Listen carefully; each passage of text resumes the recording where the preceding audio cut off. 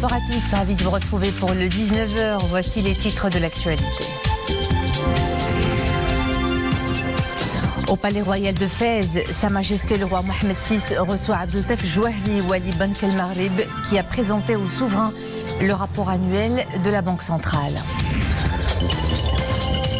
À l'occasion de la célébration du 22e anniversaire de l'intronisation de Sa Majesté le Roi, focus sur un chantier stratégique, le nouveau modèle de développement conçu selon une vision royale éclairée pour le Maroc de demain. Une feuille de route est tracée à l'horizon 2035.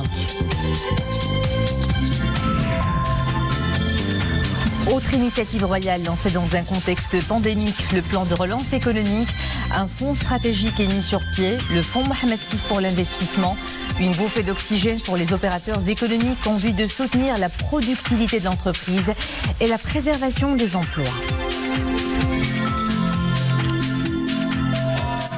À l'occasion du 22e anniversaire de l'accession de Sa Majesté le roi Mohamed VI au trône de ses glorieux ancêtres, Sa Majesté le roi adressera ce soir un discours à son peuple fidèle. Le discours royal sera diffusé sur les ondes de la radio et à la télévision à 21h. Au Palais Royal de Fès, Sa Majesté le roi Mohamed VI a reçu aujourd'hui Abdeltaf Jouahri Wali Bank El Maghrib qui a présenté au souverain le rapport annuel de la Banque centrale sur la situation économique, monétaire et financière au titre de l'exercice 2020. Dans son allocution devant Sa Majesté, Abdeltaf Jouahri a indiqué que l'année 2020 a été marquée par la propagation de la pandémie de la Covid-19, dont la persistance et les répercussions continuent de peser sur le Maroc, à l'instar des autres pays à travers le monde, en précisant que, conformément aux instructions de Sa Majesté le Roi, l'ensemble des parties prenantes se sont mobilisées pour y faire face et en atténuer les effets.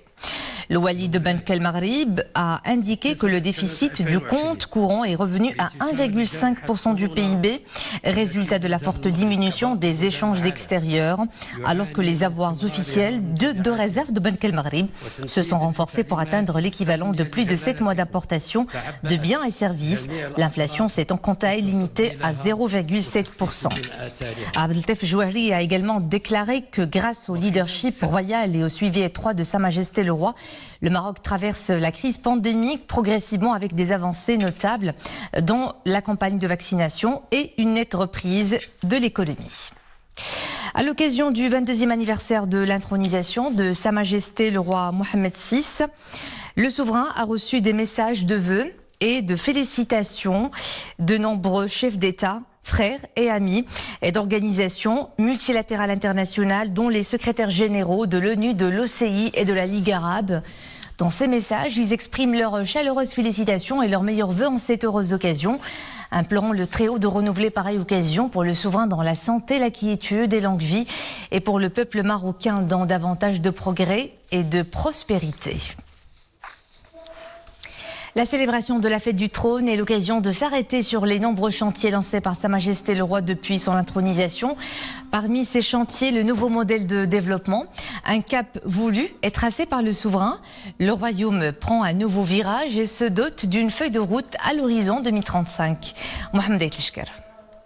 Fruit d'une vision royale et des hautes directives de Sa Majesté le Roi Mohamed VI pour établir une feuille de route en vue de bâtir le Maroc de demain, le nouveau modèle de développement propose comme ambition pas moins de propulser le royaume dans beaucoup de domaines, dans le tiers supérieur des différents classements mondiaux d'ici 2035.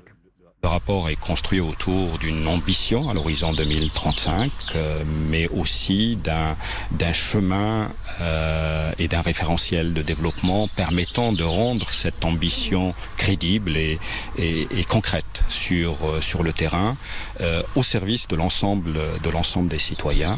Le rapport évoque aussi un ensemble d'axes stratégiques, économiques, social, inclusion, territoire. Des objectifs précis de développement sont fixés. Le PIB actuel par habitant, qui est de 7 800 $, devrait doubler à l'horizon 2035 pour atteindre les 16 000 $.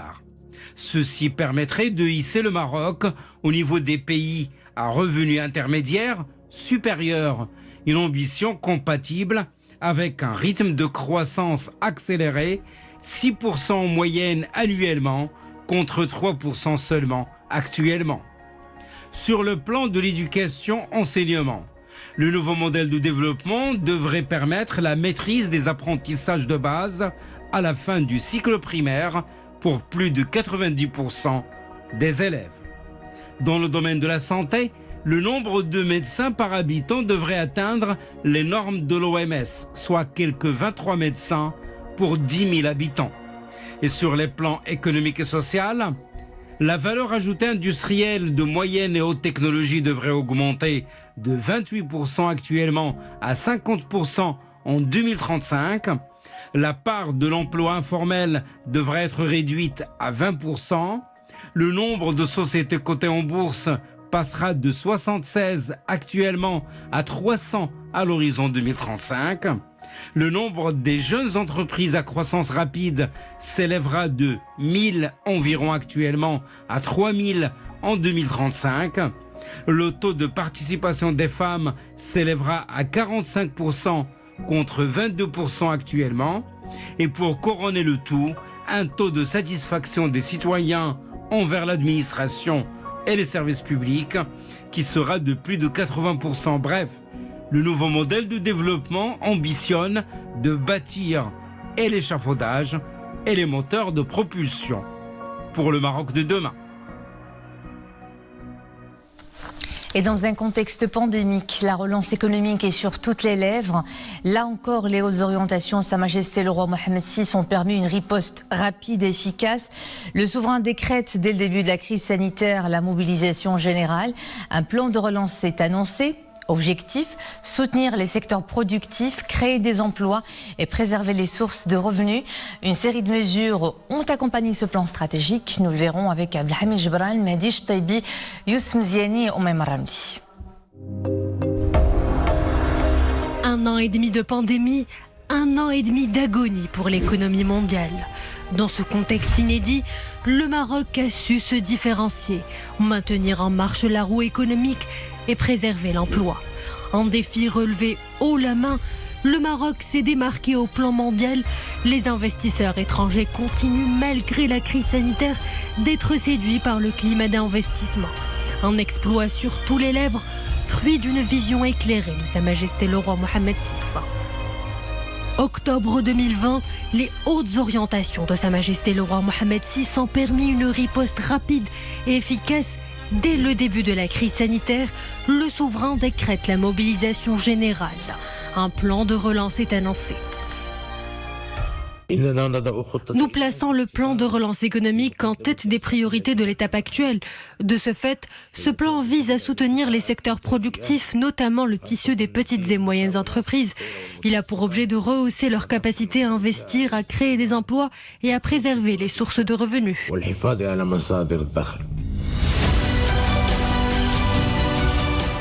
Un an plus tard, les secteurs névralgiques de l'économie marocaine montrent suffisamment de signaux de reprise.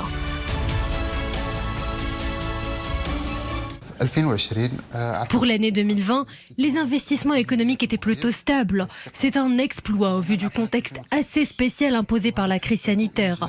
Malgré le fait qu'au plan mondial, les investissements ont baissé de plus de 35%. Cet exploit au plan national a été réalisé grâce à la vision royale.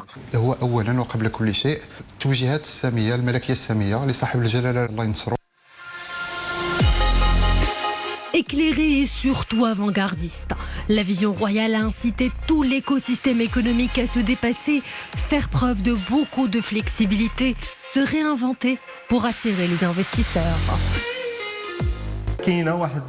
En période de crise, l'écosystème marocain a montré sa capacité à répondre à toutes les offres et même à les dépasser.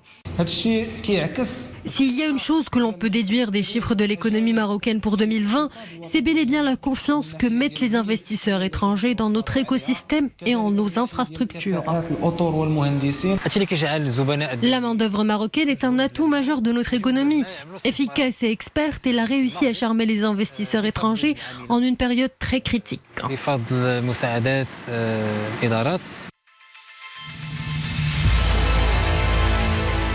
Un rythme soutenu vers une croissance solide, voilà ce qui a marqué l'année 2020, mais aussi le premier semestre de cette année. Le taux de croissance devrait ainsi osciller entre 5,5% et 5,8%. Autre temps fort qui a fait du Maroc un des pays à avoir suggéré d'une main de maître une crise sanitaire d'ampleur, la campagne vaccinale contre le coronavirus qui bénéficie gratuitement aux citoyens marocains et aux résidents étrangers. Et c'est Sa Majesté le roi Mohamed VI qui en a donné le coup d'envoi fin janvier dernier. D'importantes ressources humaines et toute une logistique sanitaire sont mobilisées pour réussir ce défi qu'est l'immunité collective. Ces derniers jours, la vaccination s'accélère en ville comme en campagne, jusqu'aux zones les plus reculées où des unités mobiles font le déplacement chez la population. Nawel Gourari, Hamza Saïh, Khadija Rafiqi, Marimi.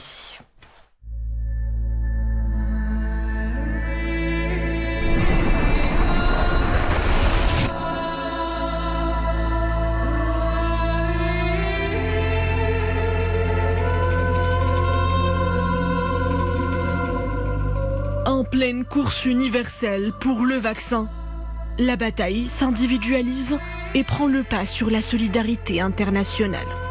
Face à cette grande inconnue, la quête d'une issue de secours s'éternise.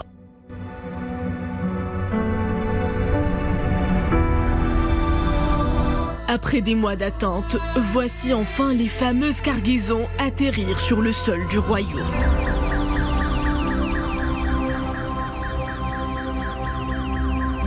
Une stratégie bien ficelée trace le déploiement à grande échelle de ces précieuses doses.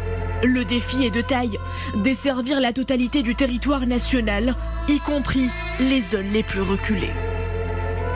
28 janvier 2021, Sa Majesté le roi Mohamed VI reçoit la première injection du vaccin contre le Covid-19. Le coup d'envoi de la campagne nationale de vaccination est ainsi donné. Animés par l'espoir d'une immunisation collective, les forces s'unissent jusqu'au fin fond des montagnes.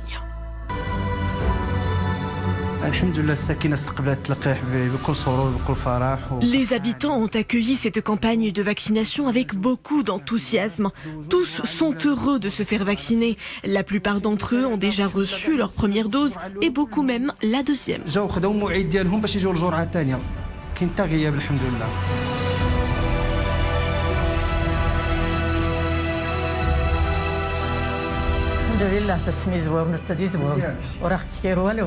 Je viens tout juste de recevoir ma seconde injection. Dieu merci, je ne souffre de rien. Merci Sa Majesté le roi et merci à toutes les personnes qui s'occupent de cette opération.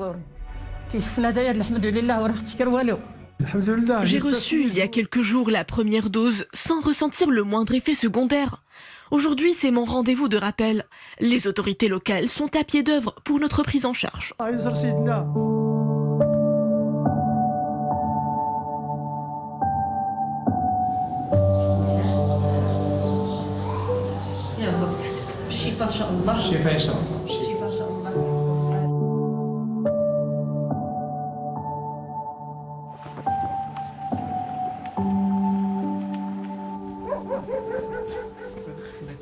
السلام عليكم.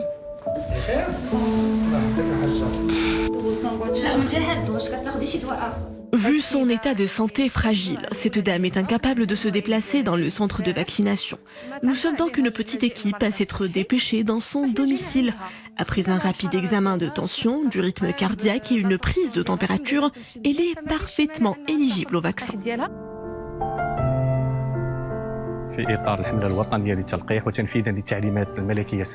L'opération de vaccination se poursuit d'arrache-pied ici au centre de la ville-hôte de Kenitra.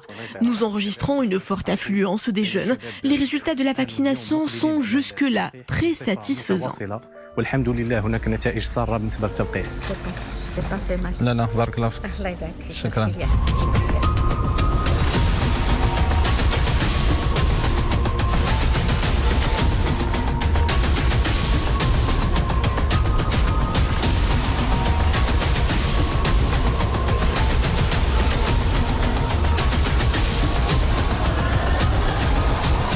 Une révolution.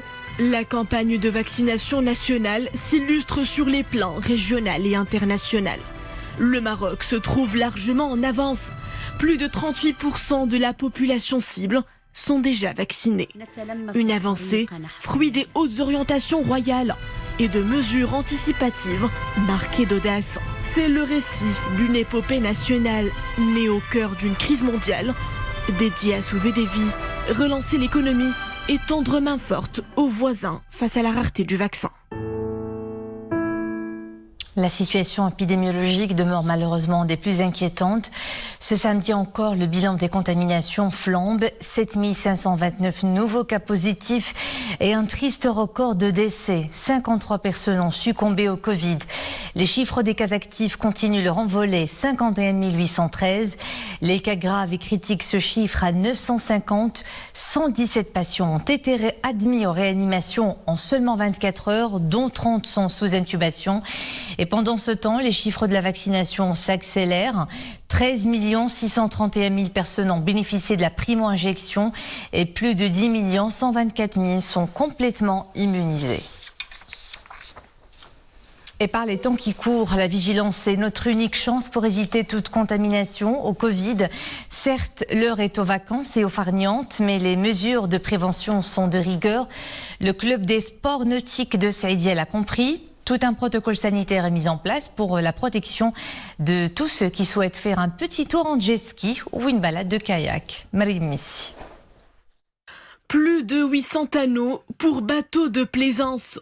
Bienvenue à la marina de Saïdia, très fréquentée par des vacanciers d'ici et d'ailleurs.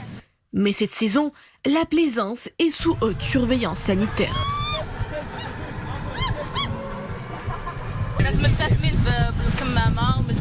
Tous les touristes ici à Saïdia respectent le port du masque, le couvre-feu et la distanciation physique. Tout se passe bien.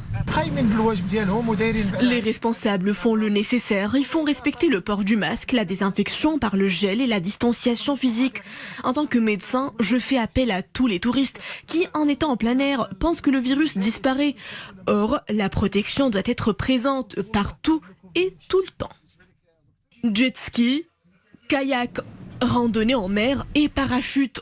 L'adrénaline est à son comble, sous l'œil très attentif de personnes chargées de veiller au respect du protocole sanitaire. Nous incitons tous nos visiteurs à porter des bavettes, à désinfecter leurs mains et à respecter la distanciation physique pour que tout se passe bien et en sécurité.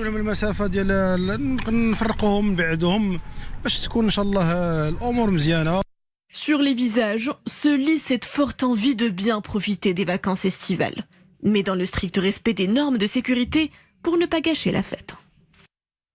Ce rappel avant de nous quitter à l'occasion du 22e anniversaire de l'accession de Sa Majesté le Roi au trône de ses glorieux ancêtres. Le souverain adressera tout à l'heure à 21h un discours. Le discours royal sera diffusé sur les ondes de la radio et à la télévision. Voilà, c'était le mot de fin de cette édition. Merci à vous de nous suivre. Au plaisir de vous retrouver demain. Bonne soirée.